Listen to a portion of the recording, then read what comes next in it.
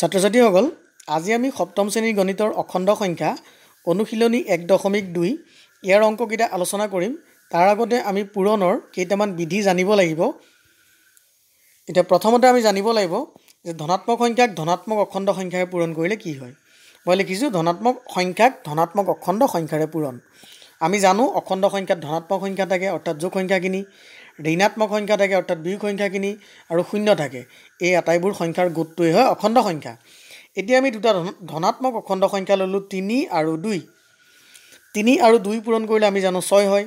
মানে আমি কি বুলি ক'ব পাৰিম, দুটা ধনাত্মক অখণ্ড সংখ্যা অৰ্থাৎ ধনাত্মক সংখ্যাক ধনাত্মক সংখ্যাৰে পূৰণ কৰিলে সদায় পূৰণ ফলটো এটা ধনাত্মক অখণ্ড সংখ্যাই পোৱা যায়।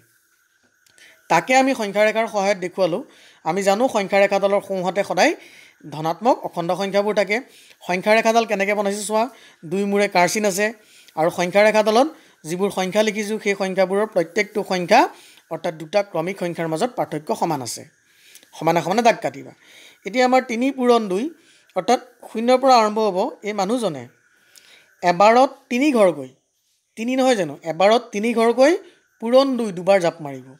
যে ইয়াৰ পৰা এবাৰ জাপ মাৰিলে এইখন পালেগৈ, তাৰ পৰা দ্বিতীয়বাৰ জাপ মাৰিলে এইখন পালেগৈ। তেতিয়াহ'লে আমি দেখুৱালোঁ যে 3 পূৰণ 2 সংখ্যাৰেখাত কেনেদৰে দেখুৱাব পাৰি। আৰু আমি লগতে শিকিলোঁ ধনাত্মক সংখ্যাক ধনাত্মক সংখ্যাৰে পূৰণ কৰিলে পূৰণ ফলটো সদায় ধনাত্মক হয়। দ্বিতীয়তে আমি যাম, যদি সংখ্যা দুটা এটা ধনাত্মক আনটো ঋণাত্মক হয় আৰু সিহঁতক পূৰণ কৰিলে পূৰণ ফলটো কি পোৱা যায়। আমি ল'লোঁ সংখ্যা দুটা 3 আৰু বিয়োগ 2। আমি 3 পূৰণ বিয়োগ 2 লিখিলোঁ। এতিয়া চোৱা যে পূৰণ মানে কি, এটা সংখ্যাক বাৰে বাৰে যোগ কৰাই হ'ল পূৰণ।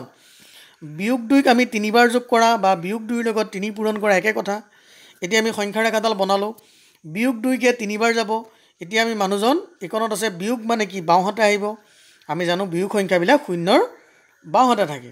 এতিয়া মানুহজনে কি কৰিব, যে এবাৰত দুঘৰকৈ জঁপিয়াব, বিয়োগ 2 মানে বাওঁহাতে, দুবাৰ জঁপিয়ালে 3 বাৰ জঁপিয়ালে। তেতিয়াহ'লে 3 বাৰ জঁপিয়াই মানুহজন ক'ত পালেহি, বিয়োগ 6। তাকে আমি ক'ম যে 3 পূৰণ বিয়োগ 2, যাক আমি কৈছোঁ যে বিয়োগ 2কৈ বা বাওঁহাতে দুঘৰকৈ 3 বাৰ জঁপিয়ালে। উত্তৰটো আমি কি পালোঁ, বিয়োগ 6।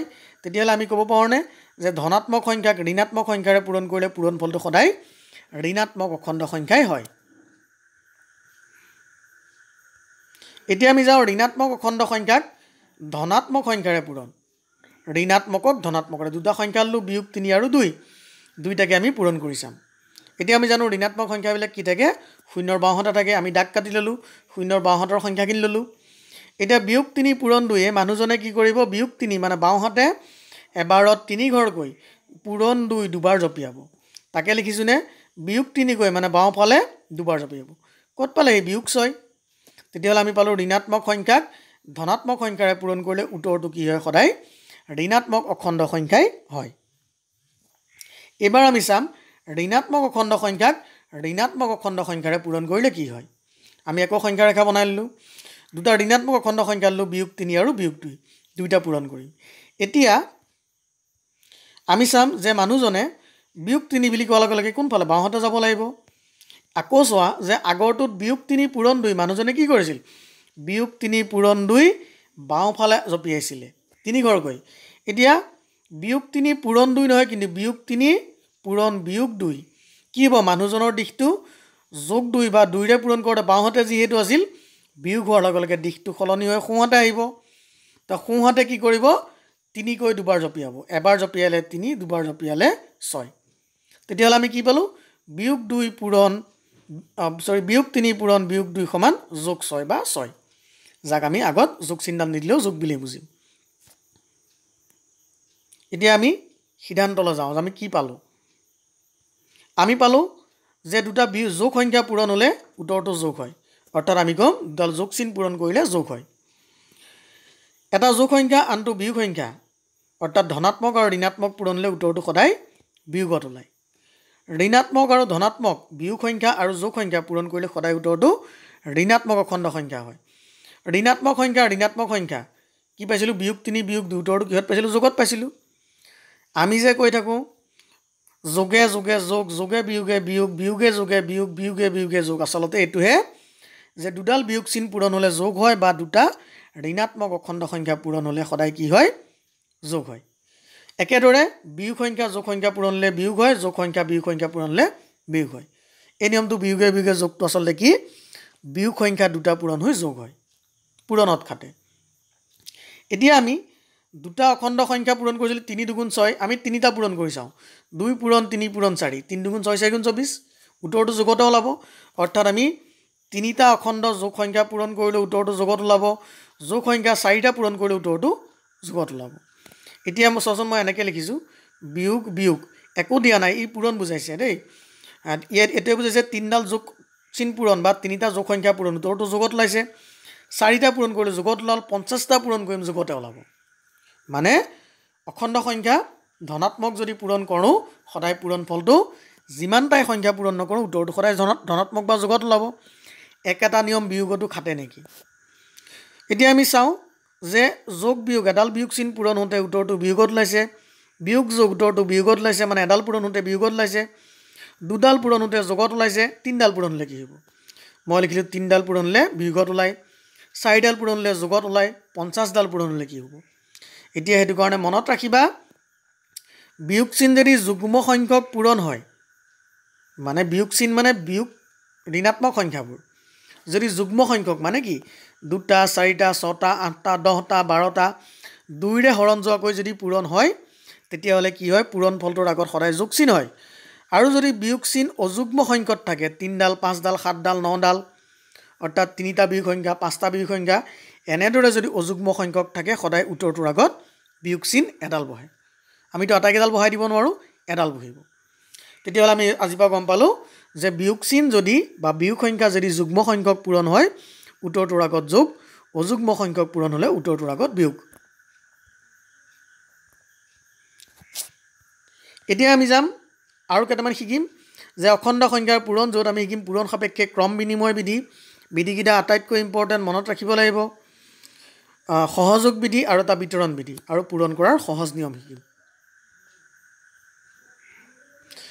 এতিয়া আমি প্ৰথম চালোঁ অখণ্ড সংখ্যাৰ পূৰণৰ ধৰ্ম। পূৰণ সংখ্যাবোৰ অখণ্ড সংখ্যাবোৰ পূৰণ সাপেক্ষে আবদ্ধ হয় নে নহয়। আমি দুটা অখণ্ড সংখ্যা ল'লোঁ, 25 পূৰণ কৰিলোঁ, 625 পালোঁ। 625 দুটা অখণ্ড সংখ্যা, আন দুটা অখণ্ড সংখ্যা ল'লোঁ, এটা ঋণাত্মক ধনাত্মক, উত্তৰটো এটা অখণ্ড সংখ্যাই পালোঁ। একেদৰে এই দুটা অখণ্ড সংখ্যা পূৰণ কৰোঁতেও অখণ্ড সংখ্যাই পালোঁ, দুটা ঋণাত্মক অখণ্ড সংখ্যা পূৰণ কৰোঁতেও পূৰণ ফলটো সদায় এটা অখণ্ড সংখ্যাই পালোঁ। তেতিয়াহ'লে আমি কি ক'ম যে দুটা অখণ্ড সংখ্যা পূৰণ কৰিলে সদায় পূৰণ ফলটো এটা অখণ্ড সংখ্যাই হয়, যাৰ কাৰণে আমি ক'লোঁ অখণ্ড সংখ্যাবোৰ পূৰণ সাপেক্ষে আবদ্ধ। এতিয়া আমি শিকিম পূৰণ সাপেক্ষে ক্ৰম বিনিময় বিধি। মই কৈছিলোঁ যোগত ক্ৰম বিনিময় বিধিটো কি আছিলে, যে ক্ৰম বিনিময় অৰ্থাৎ ক্ৰমটো সলনা সলনিকৈ লিখা, আগৰটো পাছত বা পাছৰটো আগত। পূৰণতো একেই, মাত্ৰ পূৰণ চিন থাকিব। আমি চাওঁ 4 পূৰণ 16, দুটা সংখ্যা ল'লোঁ, পূৰণ কৰিলোঁ, 64 পালোঁ। এতিয়া 4 পূৰণ 16, 4টো আগত 16টো পিছত আছিল, আমি এবাৰ সলাই লিখিলোঁ 16টো আগত 4টো পিছত। পূৰণ কৰোঁতে একেই নাপালোঁ নে 64? মানে আমি ক'ম যে দুটা সংখ্যা পূৰণ কৰোঁতে সিহঁতৰ ক্ৰমটো সাল সলনি কৰি পূৰণ কৰিলেও বা আগৰটো পাছত পাছৰটো আগত কৰি লিখিলেও কোনো মানৰ সলনি নহয়, একেটাই উত্তৰ পোৱা যায়। পিছৰটোত চোৱা, বিয়োগ 4 পূৰণ 16 বিয়োগ 64, 16 পূৰণ বিয়োগ 4 বিয়োগ 64 হৈছে। সেয়েহে আমি ক'ম অখণ্ড সংখ্যাই পূৰণ সাপেক্ষে ক্ৰম বিনিময় বিধি মানি চলে। আৰু কোনে মানি চলিছিল? যোগে চলিছিল। এতিয়া অখণ্ড সংখ্যাৰ পূৰণৰ ধৰ্ম মনত ৰাখিবা যে কোনো এটা অখণ্ড সংখ্যা ধনাত্মকেই হওক ঋণাত্মকেই হওক শূন্যৰে পূৰণ কৰিলে সদায় পূৰণ ফলটো শূন্য হয়। সেয়েহে কৈছে এ যিকোনো অখণ্ড সংখ্যা হ'লে a × 0 = 0 অৰ 0 × a = 0। মানে কোনো এটা সংখ্যা শূন্যৰে পূৰণ হ'লেও শূন্য বা কোনো এটা সংখ্যা শূন্যৰ লগত পূৰণ হ'লেও উত্তৰটো শূন্য হয়। আকৌ কৈছে দুটা অখণ্ড সংখ্যা a b পূৰণ কৰিলে যদি শূন্য হয় তেতিয়াহ'লে a বা b যিকোনো এটা শূন্য হ'ব লাগিব। এতিয়া আমি যাম অখণ্ড সংখ্যাৰ গুণাত্মক অভেদ। আমি পাইছিলোঁ পূৰ্ণ সংখ্যাৰ ক্ষেত্ৰত একক গুণাত্মক অভেদ বা গুণাত্মক একক বুলি কয়, অৰ্থাৎ ধনাত্মক সংখ্যাৰ ক্ষেত্ৰত।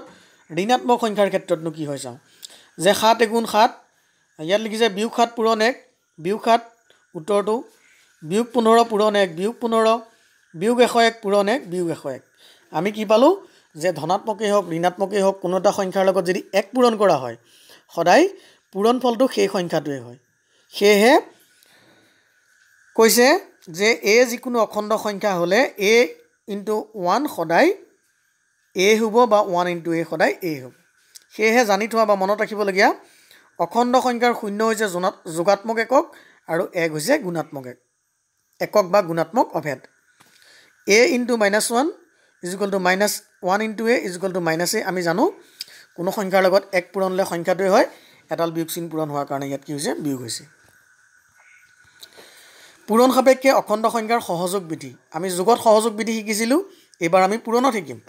যে সহযোগ বিধিৰ কাৰণে ইয়াত কি কৰিছে তিনিটা সংখ্যা লৈছে, বিয়োগ 3 2 আৰু বিয়োগ 5। প্ৰথম কি কৰিছে সংখ্যা তিনিটা পূৰণ কৰিছে, পাছৰ সংখ্যা দুটা ব্ৰেকেটৰ ভিতৰত লিখিছে। ব্ৰেকেটৰ ভিতৰত 2 5 × 10 এডাল বিয়োগ চিন বিয়োগ 10, বিয়োগ 3 পূৰণ বিয়োগ 10 সূত্ৰটো 30। পিছৰবাৰ সংখ্যা একেটাই ব্ৰেকেটডাল উঠাই আনি আগৰ দুটাত দিছে। বিয়োগ 3 পূৰণ 2 বিয়োগ 6 পূৰণ 5 বিয়োগে বিয়োগে যোগ 6 5 × 30। উত্তৰটো একেটাই নেপালোনে? মানে আমি ক'ম তিনিটা সংখ্যাৰ পাছৰ দুটাত ব্ৰেকেট দি পূৰণ কৰিলেও বা সেই ব্ৰেকেটডাল উঠাই আনি প্ৰথম দুটাত ব্ৰেকেট দি পূৰণ কৰিলেও সদায় পূৰণফলটো একেই থাকে। এতিয়া সহযোগ বিধি বুলি কৈছে, ইয়াত সহযোগ কোনে কৰিছে চাওঁ। ইয়াত সহযোগ প্ৰথম 2 5ক কৰিলে, পিছৰবাৰ 2 3ক কৰিলে, দেখিছানে? অৰ্থাৎ 2টো প্ৰথমবাৰ 5ৰ লগত পূৰণ আৰু 2টো পাছৰবাৰ 3ৰ লগত পূৰণ। অৰ্থাৎ মাজৰ সংখ্যাটো এবাৰ আগৰটোৰ লগত পূৰণ, এবাৰ পাছৰ লগত পূৰণ। এইটো হ'ল সহযোগ বিধি, য'ত আমি এনেকৈ ক'ম a b c তিনিটা অখণ্ড সংখ্যা হ'লে within bracket a × b × c = a × within bracket b × c। সেয়েহে আমি ক'ম যে অখণ্ড সংখ্যাবোৰে পূৰণত সহযোগ বিধি মানি চলে। এতিয়া দ্বিতীয়টোলৈ আমি যাম, অখণ্ড সংখ্যাৰ বিতৰণ বিধি। এতিয়া বিতৰণ বিধিটোত চোৱা তিনিটা সংখ্যা লৈছে 6 8 5। এই সংখ্যাকেইটা কিন্তু চোৱা গোটেইকেইটা পূৰণ নহয়, কিন্তু এই ব্ৰেকেটৰ ভিতৰত থকা দুটা যোগত আছে। অৰ্থাৎ 6 পূৰণ 8 যোগ 5। এতিয়া বিতৰণ তুমি চোৱা যে কোনো এজন ষ্টুডেণ্টৰ যদি জন্মদিন হয়, সি যদি হাতত কিবা চকলেট লৈ আহে, কি কৰে প্ৰত্যেকৰ ওচৰলৈ যায় আৰু চকলেটটো দিয়ে। ইয়াতো তেনেকুৱা যে সেই 6টো বিতৰণ কৰিছে, 6টো কাৰ লগত গৈছে প্ৰথমবাৰ 8ৰ লগত পূৰণ হৈছে, যোগ চিন দি 6টো 5ৰ লগত পূৰণ হৈছে। সেইটো কাৰণে আমি লিখিছোঁ 6 পূৰণ 8 যোগ 6 পূৰণ 5।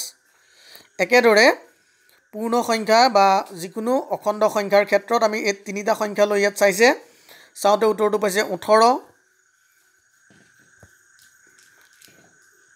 পিছত আকৌ চাওঁতেও একেদৰে পাইছে 18।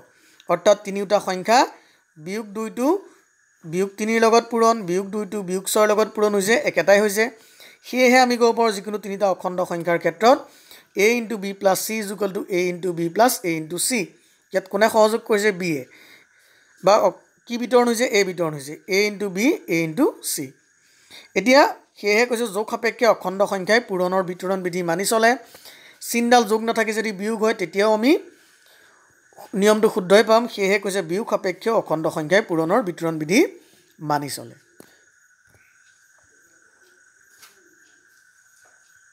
এতিয়া আমি গ'লোঁ অনুশীলনীলৈ। অনুশীলনী 1.2 পূৰণফল নিৰ্ণয় কৰা 5 পূৰণ বিয়োগ 2।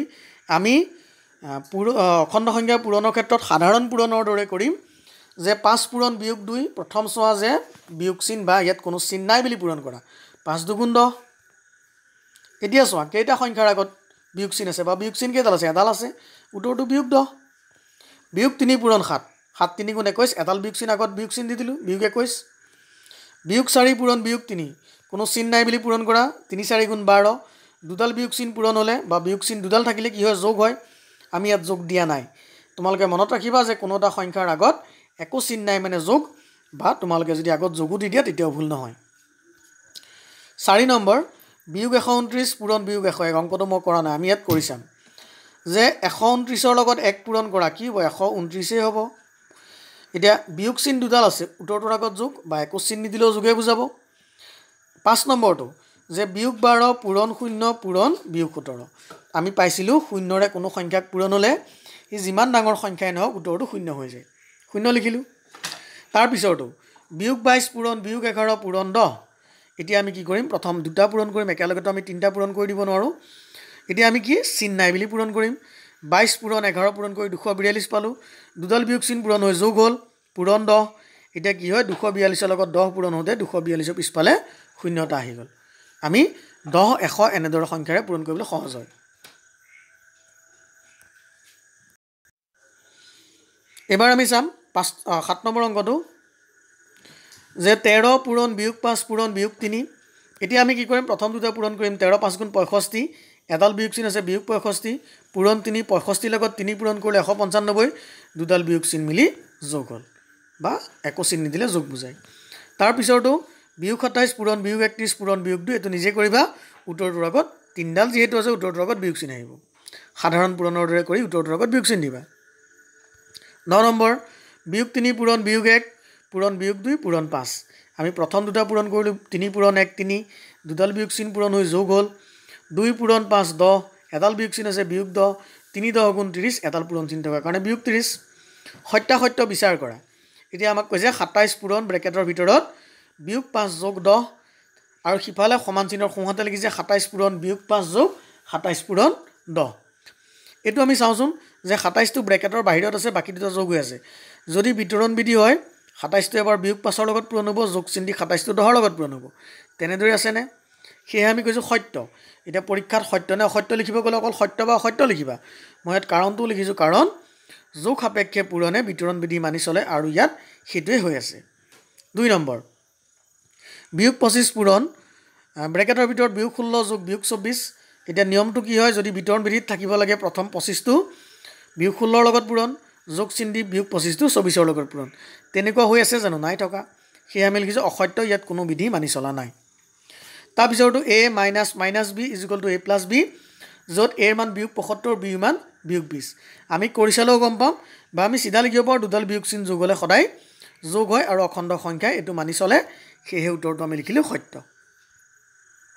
3 নম্বৰ যিকোনো দুটা অখণ্ড সংখ্যাৰ পূৰণফল বিয়োগ 33 তাৰে এটা 11 হলে আনটো কিমান এতিয়া আমি এটা সহজ উদাহৰণ চাই লওঁ উদাহৰণটো মই লিখিছো যে দুটা সংখ্যা পূৰণ কৰিলে 15 হয় 12 হয় এটা 6 হলে আনটো কিমান এতিয়া চোন দুটা পূৰণ কৰিলে 12 এটা যদি 6 আনটো 6 দুগুণ 12 কেনেকৈ উলিয়াম 12 টোক 6 ৰে হৰণ কৰিম বা 6 লগত কি পূৰণ কৰি আমি মুখতো কৰিব পাৰিম কি কৰিছো পূৰণ ফলটোক কোনো এটা সংখ্যাৰে হৰণ কৰি দিছো যেটো সংখ্যা দিয়া আছে ইয়াতো একেই যে দুটা সংখ্যা পূৰণ কৰিলে বিয়োগ 33 এটা সংখ্যা 11 আনটো সংখ্যা কিমান পূৰণ ফল হৰণ এটা সংখ্যা পূৰণ ফলটো হ'ল বিয়োগ 33 তাক 11 ৰে হৰণ কৰিলো এতিয়া 33ক 11 ৰে কাটিলো 3 বাৰ বিয়োগ চিন এডাল থাকি গল উত্তৰটো আগত দিলো বিয়োগ এতিয়া আমি বিয়োগৰ হৰণৰ ক্ষেত্ৰত বা অখণ্ড সংখ্যাৰ ক্ষেত্ৰত হৰণ যেতিয়া শিকিম তেতিয়া আমি বিয়োগ চিন কেনেদৰে দিয়ে কেইডাল থাকিলে দিয়ে শিকিম মাত্ৰ মনত ৰাখিবা যে এডাল বিয়োগ চিন থকাৰ কাৰণে উত্তৰটোৰ আগত বিয়োগ দিলো যদি হৰ আৰু লব দুইটাতে বিয়োগ চিন থাকিলতেন বিয়োগ চিন দুডাল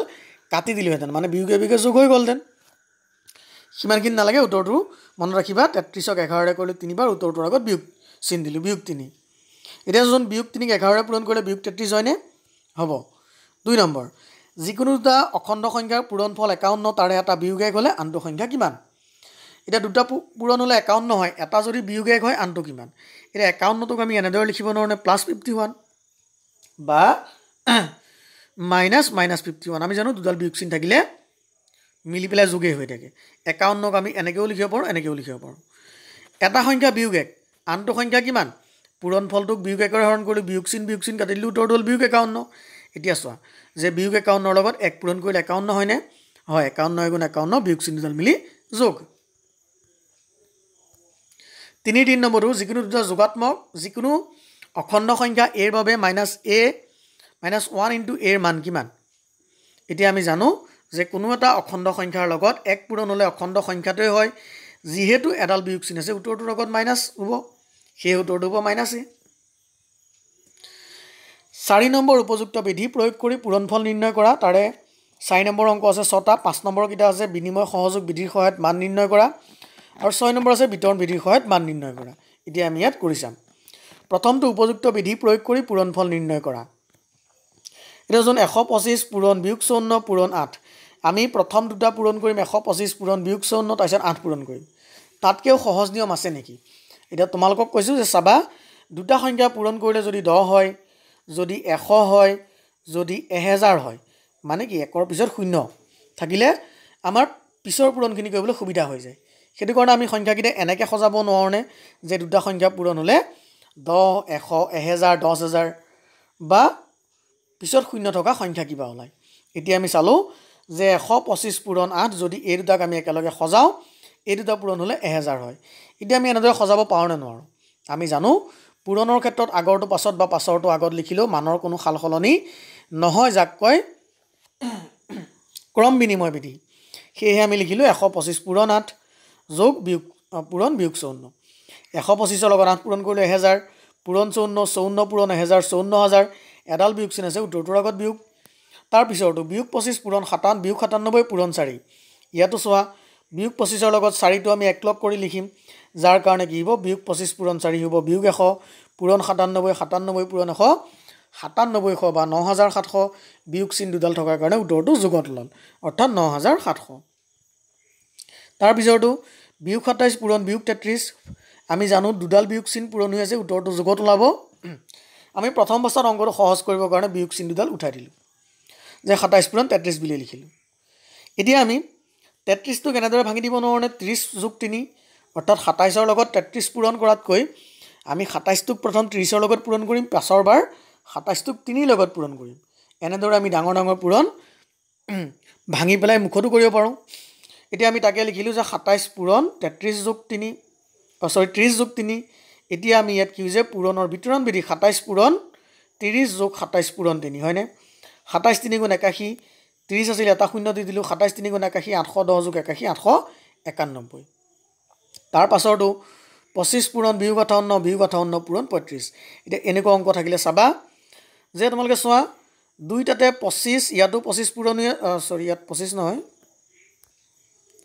ইয়াত বিয়োগ 58 আৰু ইয়াতো বিয়োগ 58 পূৰণ হৈ আছে, অৰ্থাৎ দুইফালে বিয়োগ 58 পূৰণ হৈ আছে, মাজত যোগ চিন আছে। আমি দুইটা বিয়োগ 58ৰ পৰা কমন ল'লোঁ বুলি ক'ম। কেনেকৈ যে দুইটা বিয়োগ 58ৰ পৰা বিয়োগ 58টো বাহিৰলৈ উলিয়াই আনিলোঁ। বিয়োগ 58 লৈ অহাৰ কাৰণে প্ৰথমটোত থাকিলে 25, পিছৰটোত থাকিলে বিয়োগ 35। এতিয়া পিছত তোমালোকে তেনেদৰে ক'বা যে কমন ল'লোঁ, দুইটাৰ পৰা একে সংখ্যাটো বাহিৰলৈ উলিয়াই আনি বাকী দুটা ভিতৰৰ যদি যোগ থাকে যোগত লিখিম, যদি বিয়োগ থাকে বিয়োগত লিখিম। ইয়াত যোগ আছে যোগত লিখিলোঁ। বিয়োগ 58 25 যোগ বিয়োগ 35। এতিয়া 25 মানে হ'ল 25 টকা জমা, বিয়োগ 35 মানে 35 টকা ধাৰ মানে 10 টকা ধাৰ। এতিয়া 58ৰ লগত 10 পূৰণ কৰা 580, বিয়োগ চিন দুডাল পূৰণ হৈ যোগ 580। 5 নম্বৰ 15 পূৰণ বিয়োগ 25 পূৰণ বিয়োগ 4 পূৰণ বিয়োগ 10। এতিয়া আমি ইয়াত সজাই লিখিম, 25ৰ লগত 4 পূৰণ কৰিম, 15ৰ লগত 10 পূৰণ কৰিম, 25 4 গুণ 100 যোগ 100, 15 10 গুণ 150, 150 আৰু 100 পূৰণ কৰিম। পূৰণটো কৰিবা 15 গুণ 15, পিছফালে 3টা শূন্য, এডাল বিয়োগ চিন আছিল, আগত বিয়োগ চিন দিলোঁ। তাৰ পিছৰটো আমি সাধাৰণ পূৰণৰ দৰে পূৰণ কৰিছোঁ।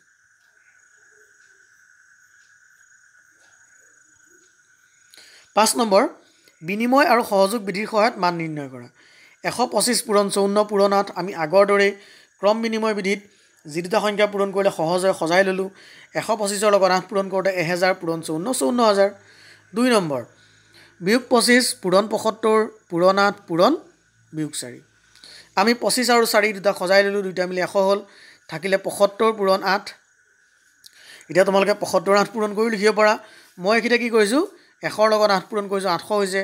75টোক মই লিখিছোঁ 70 যোগ 5। এতিয়া বিতৰণ বিধিমতে 800 এবাৰ 70ৰ লগত পূৰণ যোগ 800 এবাৰ 5ৰ লগত পূৰণ। 800টোক 70ৰ লগত পূৰণতে 8 7 গুণ 56, 3টা শূন্য 5 পালে, 8 5 গুণ 40, 2টা শূন্য 5 পালে, অৰ্থাৎ 56000 যোগ 4000 সমান 60000।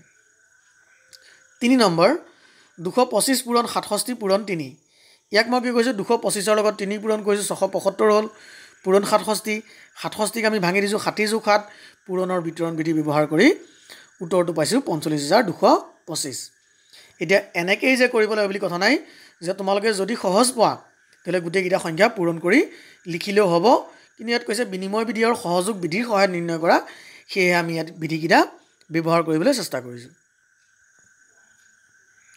এতিয়া বিতৰণ বিধিৰ সহায়ত মান নিৰ্ণয় কৰা। আমি বিতৰণ বিধিটো পাইছিলোঁ য'ত তেনেধৰণে দিয়া আছে 172 পূৰণ 25 যোগ 172 পূৰণ 35। চোৱা দুইটাতে 172 পূৰণ হৈ আছে, আমি কমন ল'লোঁ, অৰ্থাৎ বাহিৰলৈ 172টো উলিয়াই আনিলোঁ। ভিতৰত কি থাকিলে 25 যোগ 35, ব্ৰেকেটৰ ভিতৰত যোগ দি লিখিলোঁ। এতিয়া প্ৰথম ব্ৰেকেটৰ কাম 25 35 60, 172ক 60ৰে পূৰণ কৰিলোঁ 10320। পাছৰটো চোৱা 159 লগত 82 পূৰণ, 159 লগত 16 পূৰণ, 159 লগত 2 পূৰণ। এতিয়া আমি চালোঁ গোটেইকেইটাতে 159 159 159 আছে, তাক আমি বাহিৰলৈ উলিয়াই আনিলোঁ, অৰ্থাৎ কমন ল'লোঁ, য'ত কি হ'ল 82 যোগ 16 যোগ 2, এইকেইটা ব্ৰেকেটৰ ভিতৰত থাকি গ'ল।